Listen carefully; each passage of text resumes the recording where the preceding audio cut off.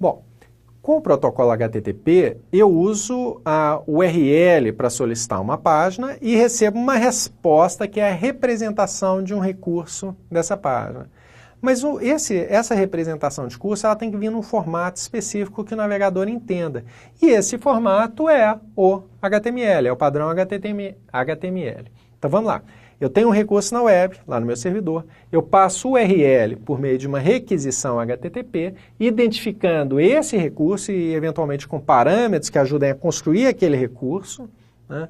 E vou receber uma resposta HTTP com uma representação desse recurso, que é o que a gente chama de página, né? Então, uma página HTML, uma página da web, é basicamente uma representação de um determinado recurso. Vamos ver aqui de uma forma mais exemplificada. Eu posso ter aqui um URL que seria lá, http,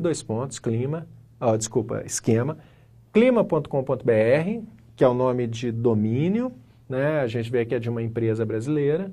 BA, que seria o caminho ou uma categoria, aqui indica o estado da Bahia, e Salvador, que é, então, o local específico do qual eu quero obter o recurso. Vejam, eu não quero a cidade de Salvador, eu quero uma informação de tempo, de condição climática de Salvador, e eu estou usando esse nome de domínio para especificar condições climáticas de Salvador. Notem, olha como essa URL é bem construída. A partir daqui, a partir desse exemplo, você não consegue imaginar com facilidade como seria o URL da sua cidade? Mesmo que ela tenha nome composto e que você tenha que usar algum outro símbolo que não seja espaço para separar ali, né? São Tomé das Letras, por exemplo, tem várias palavras. Como é que eu faço os espaços aí no meio? Pode ser com um símbolo mais, pode ser com ponto, pode ser com o underline, né? Aquele caráter sublinhado, mas depois que eu tiver um exemplo, eu consigo gerar para qualquer outra cidade do país, certo? Então, um URL simples, claro, objetivo, pequeno, né? Que identifica um recurso. E qual que é o recurso? O meu recurso aqui é as condições climáticas em Salvador. E eu tenho a descrição dessas condições climáticas, que é a representação do clima. O clima é um recurso abstrato, eu não tenho como pegar o clima, ver o clima, mas eu tenho uma descrição desse clima que me permite compreendê-lo. Então essa descrição é uma representação do recurso que eu vou transferir de volta para o cliente por meio de uma página. Aí eu estou já inserindo nessa representação uma tecnologia de certa forma, de estruturação e de apresentação, né?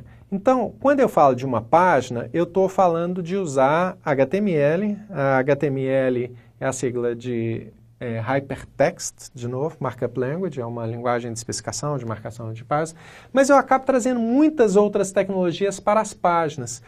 Quando a web foi criada, ela foi pensada de uma forma que a HTML resolveria tudo. Na medida em que as coisas foram evoluindo, novas aplicações foram surgindo, outras demandas, outros padrões, outros formatos foram acrescentados a essa estrutura de página. E os dois principais que a gente trabalha são CSS e JavaScript. Ou seja, atualmente, boa parte das páginas ela vai ser uma combinação de HTML, CSS e JavaScript. HTML cuida da estrutura da página, que vamos discutir. CSS cuida da formatação dos elementos dessa página. Basicamente, nós estamos falando de tipo de letra, fonte, alinhamento, cor. E JavaScript dá um comportamento a essa página, me permite analisar ou processar dados da página, reconstruir a página, analisar, validar formulários e muito mais. Mas não é só isso, eu tenho muitos outros padrões que passam a compor as alternativas de representação de dados em páginas. SVG, para desenhar objetos vetoriais, né? Nós estamos falando basicamente de círculos, retângulos, losangos, e todas as combinações dessas formas geométricas, inclusive linhas poligonais, e que permitem fazer construções fabulosas, né? A linguagem de representação de expressões matemáticas, MathML, eu posso trazer todos os formatos de imagem comumente usados, JPEG, GIF, PNG, fazem parte desse conjunto também, processamento de vídeo, de áudio, um tanto de coisa. Aquilo que você consegue visualizar no seu navegador que não gera a abertura de um software paralelo, né? Por exemplo, quando você acessa um documento XLS num servidor web qualquer, ele vai abrir o Excel. Ou seja, aquilo não é parte do conjunto de tecnologias que hoje compõem o conceito de página. Tá ok? Nós vamos ver essas tecnologias, várias delas, e principalmente as que estão indicadas no site formal de padrões web. Bom, aqui a gente tem um elemento bem simples da HTML, só para a gente entender um pouco da estrutura dessa especificação, desse formato de representação de recurso. Olha só, eu tenho aqui um título, esse meu título é Introdução, eu preciso dizer que isso é um título. Então eu estou colocando essa etiqueta ou essa tag de início e essa tag de fim, de término, para marcar esse título, para delimitar esse título. Notem o seguinte, a diferença básica entre a tag de início, ou etiqueta de início e a de fim, é uma barra invertida, né? Uma barra de divisão. O que isso quer dizer? Que eu tenho que usar o mesmo termo para indicar o início e o fim para não haver uma confusão entre essas duas, ou com outros elementos, né? Com parágrafos, com imagens, com outras coisas. Então, é o mesmo termo usado para marcar o início e o fim. Bom, a gente também vê que essa etiqueta, ela, por sua vez, ela é delimitada pelos símbolos menor e maior, né? Também aqui. A expectativa é de que esses símbolos são acessíveis pelo teclado, ou seja, você consegue escrever isso no teclado, na mão, no editor de texto, mas são símbolos pouco usados nos documentos, né? E se que eu quiser colocar um símbolo de menor no meio do meu texto, que não significa o início de uma etiqueta?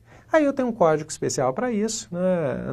Não é o momento da gente vê-lo agora, posso só adiantar que seria aquele i comercial, que é o ampersand, LT de less than, né? De menor que, e o ponto e vírgula. Então, tem um jeito de eu resolver o problema. O importante agora é isso. Mas eu uso essa notação, essa sintaxe, para dizer toda a estrutura, para definir toda a estrutura da minha página. O que é título, o que é parágrafo, o que é subtítulo, o que é nota de rodapé, o que é uma tabela, o que é uma imagem, o que é uma legenda. Todos os elementos convencionais em página, eles têm um termo específico, uma palavra-chave, uma etiqueta específica, e eles são delimitados pela etiqueta de abertura e a etiqueta de fechamento. A diferença básica é a barra, e eu tenho que, na hora de escrever, obviamente, manter essa consistência, né? Eu não vou deixar, por exemplo, omitir a etiqueta de fechamento, porque não é que o navegador não apresente, mas eu não sei como ele vai apresentar, eu perco um pouco o controle sobre isso. Bom, a gente pode ir para um exemplo muito mais detalhado, né? Então aqui eu tenho uma página mais completa, a gente vê aqui uma etiqueta chamada HTML fechada aqui embaixo. Essa etiqueta marca o início e o fim do documento HTML. Um documento HTML é composto por duas partes, um cabeçalho e um corpo do documento. Esse cabeçalho, da mesma forma lá que no HTTP, passa instruções para o navegador de como processar as informações que estão aqui, né? Não é o conteúdo propriamente dito, mas informações para o navegador saber o que fazer.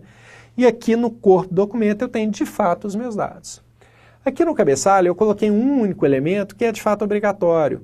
Ele é o título do recurso, dessa representação, que vai aparecer lá no alto da janela do seu navegador, mas não aparece no corpo da página. Se eu quiser colocar um título no corpo da página, eu vou usar esse H1.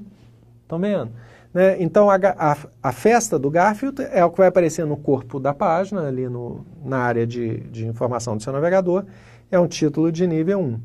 Depois eu tenho um único parágrafo nesse meu documento, coloquei reticências aqui dizendo que pode ter muito mais coisa nesse documento, mas eu tenho um único parágrafo e cada parágrafo em um documento, ele é delimitado pelo símbolo, pela etiqueta P e barra P, né? De novo, início e fim. No meio desse meu documento, eu faço uma referência a um ator, Frank Welker. Então, eu tenho aqui meu texto normal de parágrafo, todos os anos, Garfield.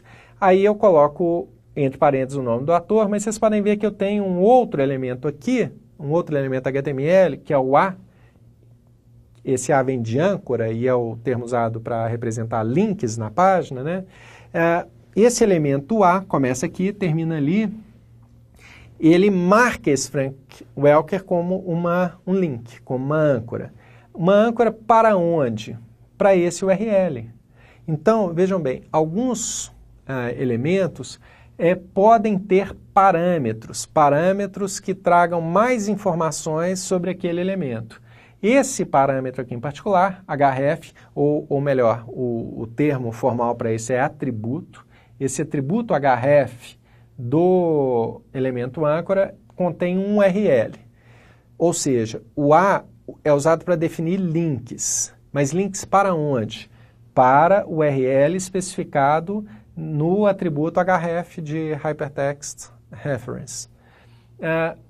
Então, aqui eu tenho um URL de um outro recurso que vai representar o Frank Welker. Eu não tenho nome de domínio, de novo, porque esse recurso está no mesmo servidor dessa página. Eu não preciso ir para outro servidor. Se eu tiver que ir para outro servidor, eu provavelmente colocaria aqui http, nome de domínio, e aí sim caminho e nome do recurso. Bom, uso aqui uma outra âncora para outro ator na mesma estrutura e posso colocar vários outros elementos aqui para marcar outros recursos do texto, ok? Basicamente, qual que é o objetivo aqui? Dizer que essa estrutura de marcação, ela me permite representar qualquer informação que hoje a gente vê na web. Mas representar a estrutura. Se eu quiser formatar, criar um aspecto visual com fontes e cores e tipos de letra, e tamanhos de letra, aí eu vou usar o segundo padrão, que é o CSS. Então aqui eu estou dizendo para ele formatar aquele elemento H1 com uma fonte Arial de tamanho 16 pontos em negrito. Note que a sintaxe da CSS é radicalmente diferente da sintaxe da HTML. São duas sintaxes que tiveram origens diferentes, estruturas diferentes, mas que trabalham de forma muito articulada hoje na web. Para quase toda página que eu publico, eu tenho certamente um ou mais conjunto de regras CSS para formatar aquela página, né? Inclusive, na medida em que minha página vai sendo alterada ao longo do tempo, se os dados não forem alterados, eu posso alterar apenas a formatação. Eu não preciso mexer no HTML. Por exemplo, assim, não, meu site não vai usar mais Arial, vai usar Verdana, a outra fonte. Ou vou diminuir o tamanho da letra, ou vou aumentar. Eu mexo só aqui, eu não preciso voltar lá no conteúdo, né, na estrutura. E a terceira tecnologia bastante importante é JavaScript. Aqui eu tenho um exemplo que eu não vou entrar em detalhe agora, porque como envolve programação já é um pouco mais complexo, nós vamos ver lá para frente. Mas só para dar ideia que na minha página eu posso ter também um formulário de validação de e-mail, né? Basicamente eu vou pegar o elemento, o campo de formulário em que o usuário preencheu o seu e-mail, vou ver se ele não está vazio. Se estiver vazio eu vou colocar uma mensagem: o e-mail não pode ficar em branco. Vou mudar a cor do fundo desse campo de e-mail para um vermelho clarinho e vou dizer que não valeu, não posso processar esse formulário porque o e-mail não foi preenchido. Se o e-mail tivesse sido preenchido, eu retorno verdadeiro. Claro que eu ainda deveria testar aqui a estrutura do e-mail, se ele colocou o arroba certinho, se ele colocou o nome de domínio certinho, o identificador dele certinho, mas a ideia é só mostrar para vocês que eu posso fazer pequenos trechos de programa para dar um comportamento, para gerar um processamento um pouquinho mais sofisticado na minha página. Eu não dependo mais só do navegador oferecer recursos para a minha página. Eu mesmo posso criar esses recursos por meio da programação. Bom, então, quando a gente fala de desenvolvimento de páginas, eu vou voltar aqui um pouquinho, a gente está falando basicamente de um conjunto de tecnologias que são empregadas na estruturação, formatação, manipulação dessas páginas.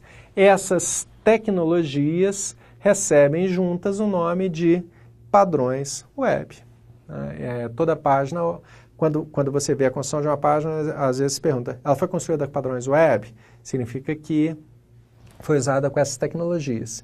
Eventualmente você vai achar páginas que usam tecnologias como Flex, Flash e outras tantas que são proprietárias.